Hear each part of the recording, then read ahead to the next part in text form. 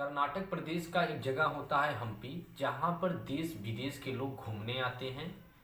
वहीं पर 4 लोग घूमने आए हुए थे और वो लगभग 20 से अधिक मंदिरों में घूमते हैं, जल खंडहर में घूमते हैं, अनेक प्रकार के महलों में घूमते हैं। घूमने के बाद वो शाम को जहाँ पर स्टे लिए होते हैं, होम स्टे, वहाँ पर आते हैं और आने के बाद मकान मालकिन से कहते हैं कि कोई एक ऐसा जगह बताओ जहाँ पर जाने के बाद बहुत ज़्यादा सुकून मिले।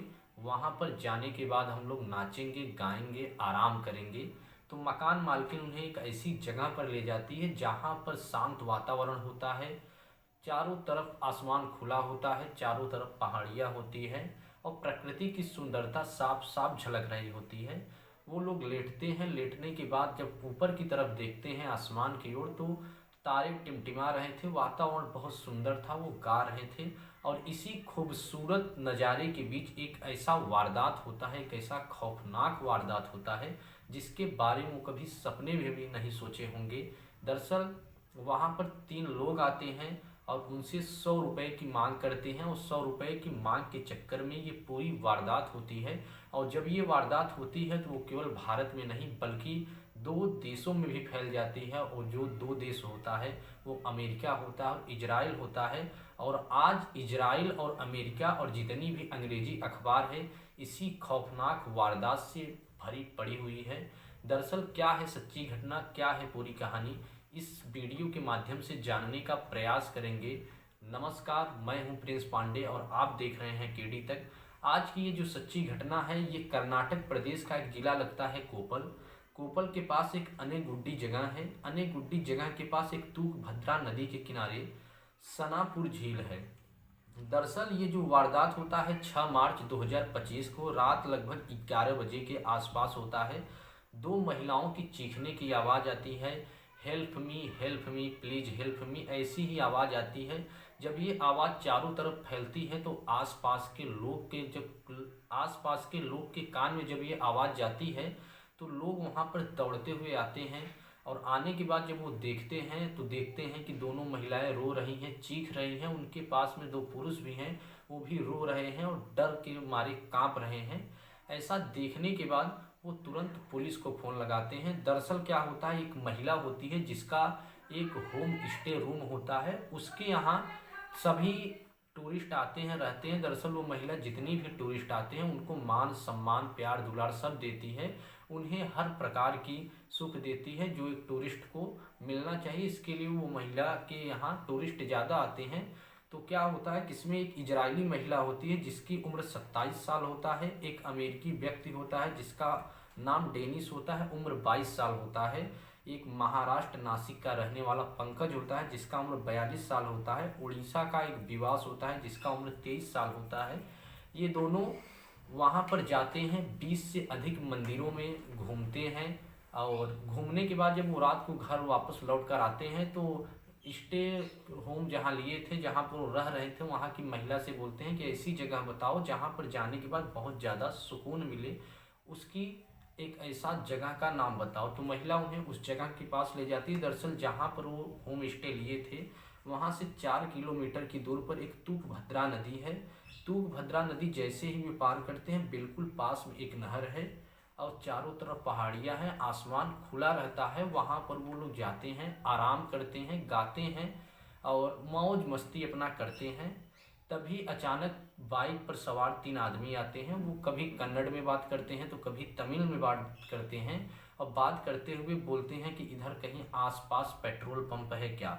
तो उसमें से एक महिला बोलती है यहाँ पर भैया पेट्रोल पंप नहीं है, आप जा सकते हो। जब आप जा सकते हो की बात सुनने के बाद उनके अंदर चिढ़न हो जाती है, वो तीनों लोगों के मन में चिढ़न हो जाती है। वो बोलते हैं कि 100 रुपये तो तभी जाएंगे। तभी दूसरा व्यक्ति बोलता है कि आप हमें क्यों परेशान कर रहे हैं, आप यहाँ से जाइए। ये जब जाने वाली बात सुनते तो उनके अंदर और चिढ़न हो जाती। वो बोलते हैं कि 100 रुपये जब तक नहीं दोगे तब तक हम नहीं जाएंगे। तभी उसमें से एक व्यक्ति उसे 20 रुपये निकाल कर देता है, बोलता है 20 रुपये लीजिए और चले जाइए। और 20 रुपये देखने के बाद और चले जाने के नाम के बाद उनके अंदर चिढ़न हो जाती है और बात यहाँ तक बढ़ जाती है कि वो तीनों व्यक्ति उन व्यक्तियों को मारने लगते हैं जो महाराष्ट्र और उड़ीसा के थे, उन दोनों को मारने लगते हैं। बात यहाँ तक फैल जाती है कि हाथापाई करते करते हुए नदी के किनारे पहुँच जाते हैं। नदी के किनारे पहुंचते ही वो तीनों व्यक्ति उन दोनों व्यक्ति को धक्का दे देते हैं, जो महाराष्ट्र का होने वाला होता है और उड़ीसा का रहने वाला होता है। उनको धक्का दे देता है तो अमेरिका का जो व्यक्ति होता है उन्हें बचाने के लिए नदी में कूद जाता है। अब कूदने के बाद वो जो दोनों महिलाएं थी होम स्टे की मालकिन, जहाँ पर वो लोग रहने आए थे, और वो एक लड़की जो वहाँ के पर आई थी घूमने के लिए, वो दोनों एकदम डर जाती हैं, कांपती हैं। और वो तीनों लोग कुछ बारी बारी उनके साथ सामूहिक दुष्कर्म करते हैं और उसके बाद वो डर जाते हैं। डेनिस हालांकि नदी में था, इसके लिए उनके पास आवाज़ नहीं पहुंच पा रहा था। दोनों महिलाएं चिल्ला रही थी, चीख रही थी। वो बारी बारी सामूहिक दुष्कर्म करते हैं। दुष्कर्म करने के बाद वो लोग चले जाते हैं। फिर वो लोग जोर जोर से चिल्लाती हैं तो चारों तरफ से लोग आते हैं। हालांकि डेनिस अपने दम पर एक आदमी को बचा लेता है जो महाराष्ट्र का रहने वाला होता है, पंकज, उसको तो बचा लेता है, लेकिन विवास जो उड़ीसा का रहने वाला होता है उसको नहीं खोज पाता, क्योंकि रात था, अंधेरा था, डेनिस उसको देख नहीं पाया था। पंकज को बचा लेता है। अब जब वहाँ पर लोग पहुँचते हैं, सारी कहानी सुनते हैं, तो उनमें से एक लोग पुलिस को फ़ोन करता है। पुलिस वहाँ पर आती है और सारी कहानी जानती है और उस कानूनी मुकदमा उन लोगों के ऊपर दर्ज करती है। अब ये जो कहानी होती है पूरे प्रदेश में फैल जाती है और प्रदेश में फैलने के साथ पूरे देश में फैल जाती है, और देश में न रहकर ये विदेशों में भी फैल जाती है। इजराइल और अमेरिका जैसे देश में यह फैल जाती है और पूरी अखबार, जितनी भी अंग्रेजी अखबार है, इसी हेडलाइन से भरी पड़ी हुई है। अब जब ये कहानी फैल जाती है, पूरे घटना जो पूरे प्रदेश में, तो वहाँ के जो मुख्यमंत्री होते हैं वो तुरंत संज्ञान में लेते हुए इस वारदात को कहते हैं कड़ी से कड़ी कानूनी कार्रवाई होनी चाहिए, तहकीकात होनी चाहिए, आरोपियों को बख्शा नहीं जाना चाहिए, उन्हें किसी भी कीमत पर छोड़ा नहीं जाना चाहिए। तो उस जिला के जो एसपी होते हैं डॉक्टर राम आरा सिद्धि, वे इस वारदात को, इस घटना को बहुत ही गंभीरता पूर्वक लेते हैं और 6 पुलिस की टीम को गठित करते हैं और तहकीकात करना चालू कर देते हैं। और तहकीकात करने के बाद 2 आरोपी गिरफ्तार हो जाते हैं।